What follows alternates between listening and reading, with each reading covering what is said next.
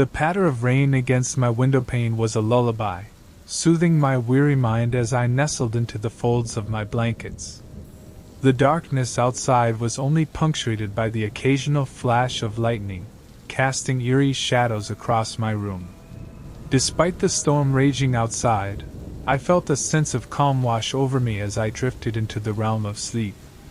But tranquility was short-lived. A sudden thud echoed through the walls, jolting me awake. My heart raced in my chest as I sat up, listening intently. Another thud followed, rhythmic and deliberate. It seemed to emanate from the house next door, the home of Mr. and Mrs. Anderson, our quiet neighbors. I peered out of my window, squinting through the rain-splattered glass. The dim glow of streetlights illuminated the street, casting eerie shadows that danced with the fury of the storm. And there, amidst the darkness, I saw him. Mr. Anderson, clad in nothing but his pajamas, stood motionless in his backyard. His eyes were closed, his expression blank as he swayed gently in the rain. It was a sight both perplexing and unnerving, like a scene from a macabre painting. The rain continued to pour, its relentless rhythm punctuated by the occasional clap of thunder. Yet Mr. Anderson remained unfazed, his movements slow and deliberate. It was as if he were in a trance, oblivious to the chaos surrounding him. With a sense of unease gnawing at my insides, I tore my gaze away from the window and hurried downstairs. My footsteps echoed through the silent house as I made my way to the front door. I had to make sure Mr. Anderson was all right, that he hadn't wandered out into the storm in some state of delirium. Stepping out into the deluge, I was immediately drenched to the bone. The rain fell in sheets, obscuring my vision and soaking through my clothes. Ignoring the discomfort, I pressed on, my feet splashing through puddles as I made my way towards the Andersons' house. As I approached, the rhythmic thud grew louder, reverberating through the air like a distant drumbeat. My pulse quickened with each step, a sense of foreboding settling over me like a shroud. What was Mr. Anderson doing out here in the dead of night, in the midst of a raging storm? Drawing closer, I could see him more clearly now. His movements were slow and methodical, almost mechanical in nature. His eyes remained closed, his face devoid of emotion as he continued to sway in the rain. "Mr. Anderson!" I called out, my voice barely audible over the din of the storm. But he gave no indication that he had heard me, lost in whatever trance had overtaken him. Desperate now, I reached out and shook his shoulder, hoping to snap him out of whatever stupor had engulfed him. But to my horror, he remained unresponsive, his body limp and lifeless beneath my touch. A chill ran down my spine as I realized the truth. Mr. Anderson was sleepwalking. But this was no ordinary bout of sleepwalking. There was something sinister about the way he moved, the way he seemed to be drawn to some unseen force in the darkness. It was as if he were being controlled by some malevolent entity, leading him further and further into the heart of the storm. Frantic thoughts raced through my mind as I struggled to come to terms with the situation. Should I wake him? Call for help? Or simply watch helplessly as he disappeared into the night? Before I could decide, a blinding flash of lightning illuminated the sky, followed by a deafening crack of thunder. And in that fleeting moment of light I saw it. A figure, tall and shadowy, standing at the edge of the Andersons' yard.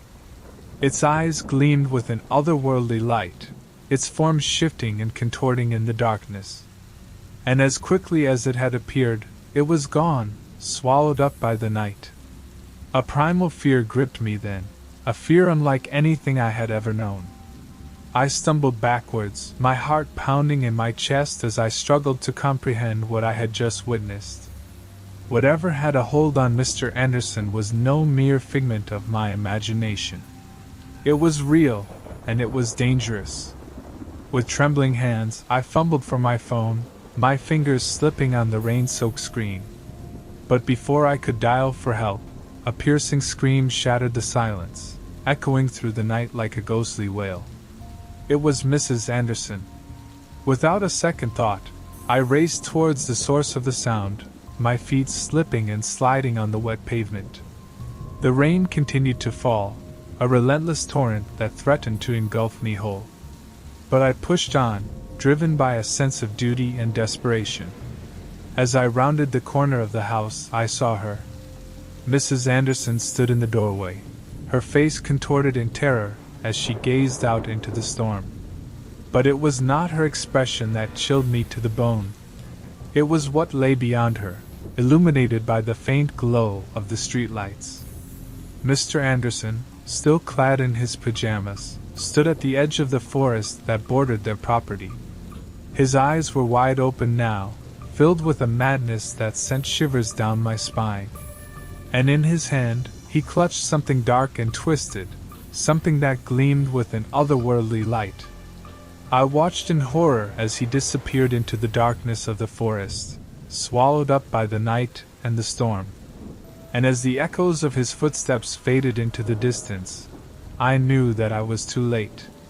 Whatever had taken hold of Mr. Anderson had claimed him as its own, dragging him into the depths of its dark domain. And as the rain continued to fall, washing away all traces of his presence, I couldn't help but wonder. Would he ever return? Or was he lost to us forever, a victim of the sleepwalker next door?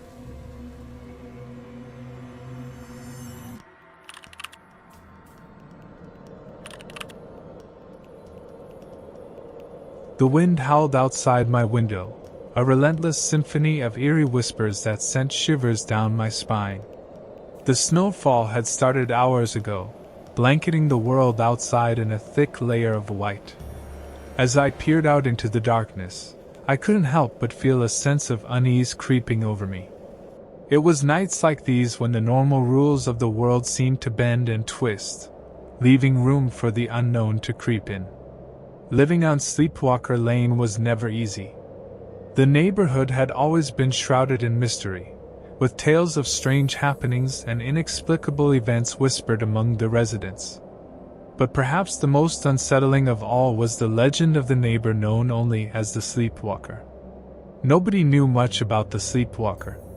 He was a recluse, rarely seen during the day, and when he did emerge from his house, it was always under the cover of darkness. Rumors circulated that he never slept, wandering the streets at all hours of the night like a specter haunting the shadows. I had always been intrigued by the mystery surrounding the Sleepwalker, but tonight, as the snow fell in thick, swirling gusts, my curiosity was tinged with fear. I couldn't shake the feeling that something was watching me, lurking just beyond the veil of darkness. I wrapped my arms around myself, trying to ward off the chill that seemed to seep into my bones. The wind rattled the windows, making the whole house creak and groan in protest. I told myself it was just the storm, but deep down, I knew there was something more sinister at play. As the night wore on, I found myself unable to sleep. Every creak of the floorboards, every gust of wind outside, sent my heart racing. And then, just as I was beginning to drift off into an uneasy slumber, I heard it. A soft, rhythmic thud, like footsteps in the snow. I froze, listening intently as the sound grew closer and closer. My heart pounded in my chest, and a cold sweat broke out across my forehead. I tiptoed to the window, peering out into the darkness. At first, I saw nothing but the swirling snow, but then, emerging from the shadows, I saw him. The Sleepwalker. He moved with an eerie grace, his movements slow and deliberate as he made his way down the street. His face was hidden beneath the hood of his coat, but I could feel his gaze piercing through the darkness, boring into my soul. I watched, paralyzed with fear, as he drew closer and closer to my house. Every instinct screamed at me to run, to hide, but I couldn't tear my eyes away from him. It was as if I were trapped in some terrible nightmare, unable to escape no matter how hard I tried. And then, Just as suddenly as he had appeared, the sleepwalker was gone, vanished into the night without a trace.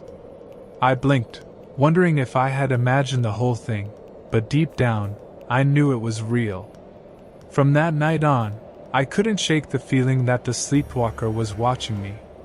Everywhere I went, I felt his presence lurking just beyond the edge of my vision. I tried to convince myself that it was just paranoia, that I was letting the rumors get to me, but deep down, I knew the truth. The sleepwalker was real, and he was coming for me. Days turned into weeks, and still, I couldn't escape the feeling of dread that hung over me like a dark cloud. Everywhere I went, I felt his eyes upon me, watching, waiting. I tried to go about my daily life as if nothing had changed, but the fear gnawed at me from the inside out. And then, one fateful night, as the snow fell in thick, heavy flakes, he came for me. I was alone in my house, the only sound the steady beat of my own heart. I had locked the doors and bolted the windows, but I knew it was futile. The sleepwalker was not bound by such trivial things as locks and barriers. I heard him before I saw him, the soft thud of his footsteps growing louder and louder until they were right outside my door. I held my breath, praying that he would pass me by, but deep down, I knew it was useless. With a creak, the door swung open, and there he stood, cloaked in darkness, his eyes burning like coals in the night. I tried to scream, but no sound escaped my lips. I was frozen, paralyzed with fear as he advanced towards me, his footsteps echoing in the silent room. And then, just as suddenly as he had appeared, he was gone, vanished into the night without a trace. I blinked, wondering if I had imagined the whole thing, but deep down, I knew it was real.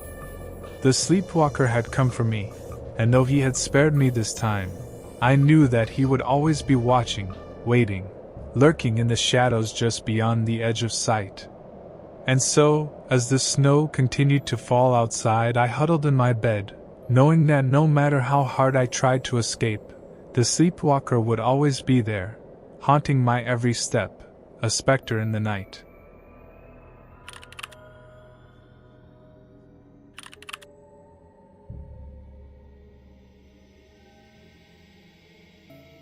The darkness outside my window always seemed to deepen when the clock struck midnight. The stillness of the night would blanket the world, save for the soft rustling of leaves and the occasional hoot of an owl. It was in these moments, when the rest of the world slumbered, that I would find myself standing at the window, gazing out into the void beyond. I've always been a restless sleeper. Ever since I was a child, my nights have been plagued by vivid dreams and bouts of sleepwalking. My parents used to tell me stories of how they would find me wandering the house in the dead of night, my eyes glazed over, as if I were lost in some otherworldly trance. As I grew older, the sleepwalking became less frequent, but it never truly went away. And now, in my small apartment on the edge of town, it seems to have returned with a vengeance. It started innocently enough. A few weeks ago, I woke up standing at the foot of my bed, my heart racing and sweat dripping down my brow. I chalked it up to stress at first, the pressures of work and life taking their toll on my subconscious mind. But then it happened again. And again. Each time, I would find myself in a different part of the apartment, as if I were being drawn to some unknown force. Sometimes I would wake up in the kitchen, staring blankly at the refrigerator. Other times I would find myself in the living room, my fingers trailing along the edge of the curtains. I tried everything to stop it. I cut out caffeine, started practicing meditation before bed, even went to see a sleep specialist. But nothing seemed to work. The sleepwalking persisted, growing more frequent with each passing night. And then, last night, something changed. I woke up standing outside, the cold night air biting at my skin. My feet were bare, and the gravel driveway dug into the soles of my feet as I stumbled forward. Confusion washed over me as I looked around, trying to make sense of how I had ended up outside. But then I saw it. A figure standing at the edge of the woods that bordered my property. It was tall and gaunt, its silhouette barely visible against the darkness of the trees.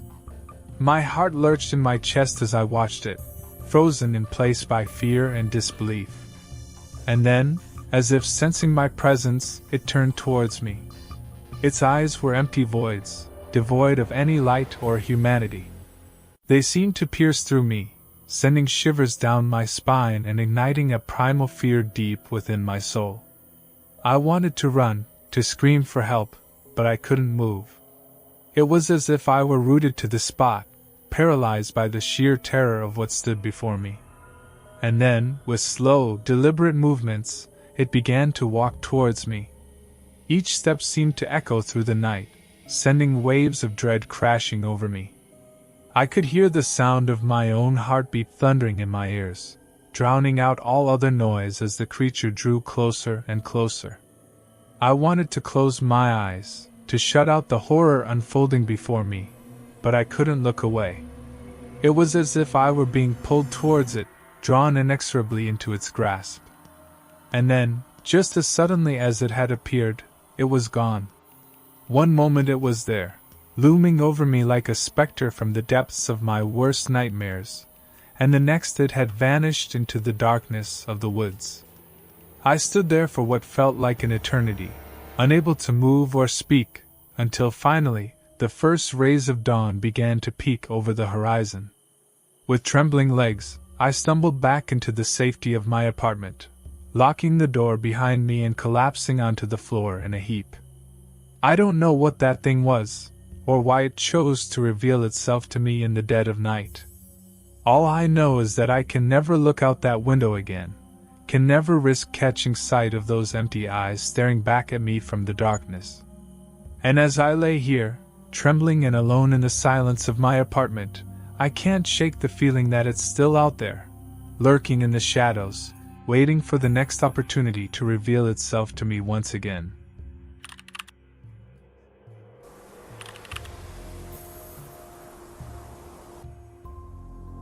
I've always had a peculiar fascination with the inexplicable, the eerie, and the unknown.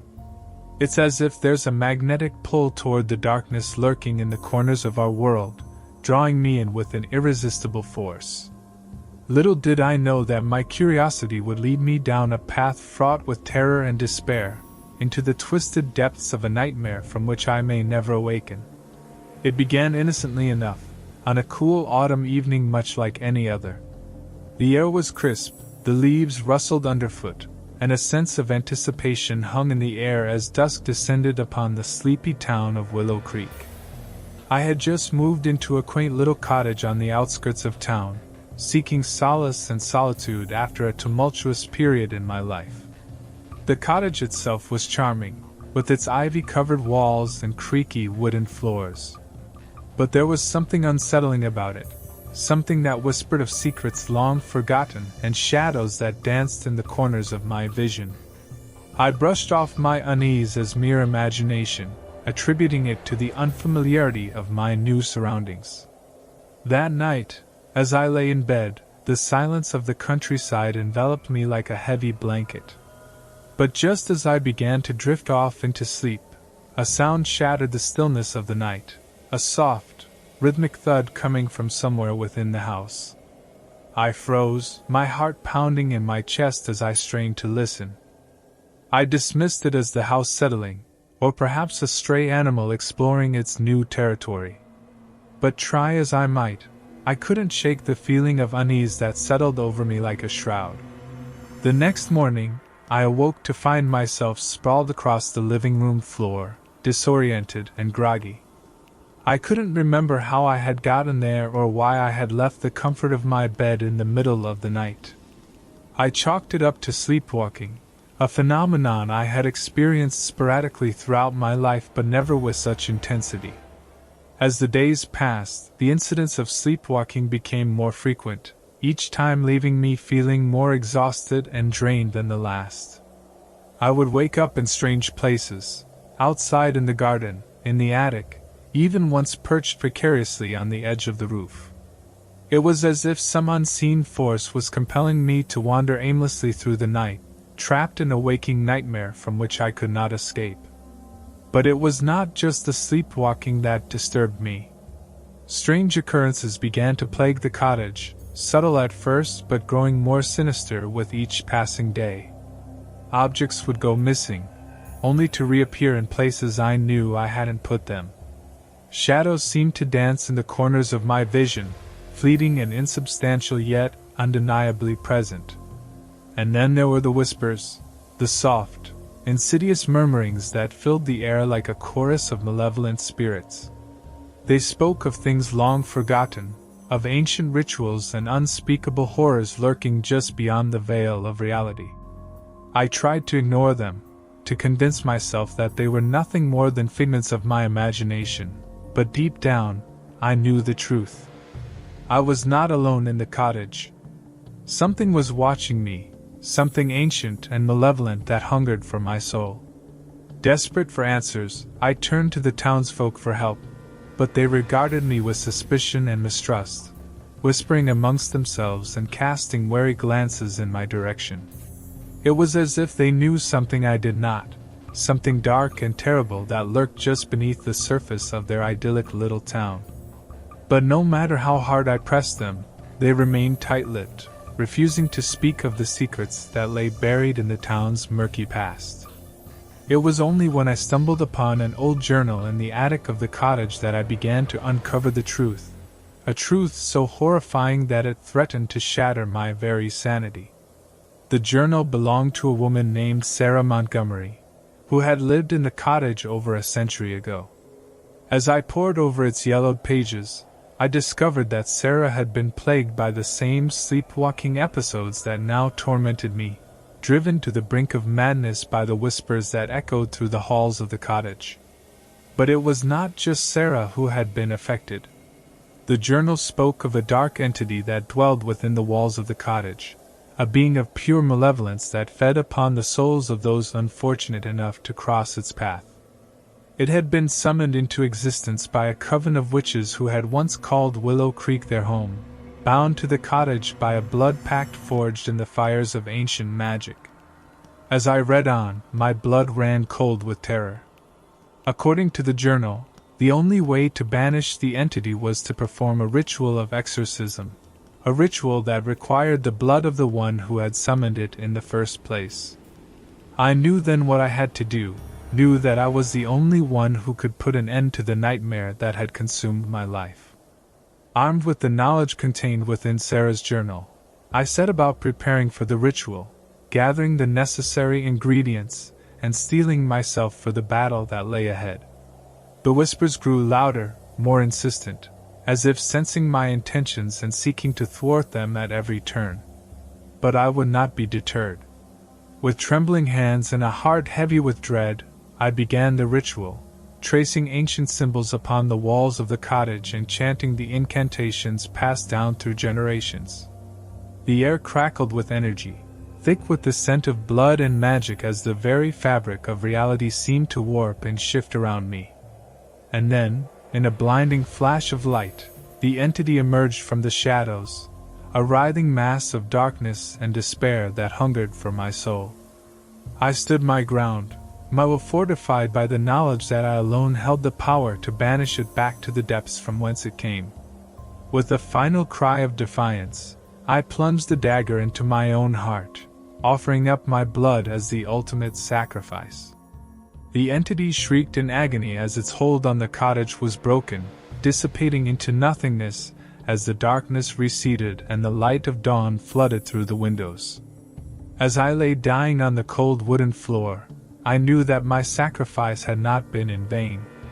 The nightmare was over, the darkness vanquished, and I could finally rest in peace knowing that I had saved not only myself but the countless souls that would have fallen prey to the sleepwalker's curse.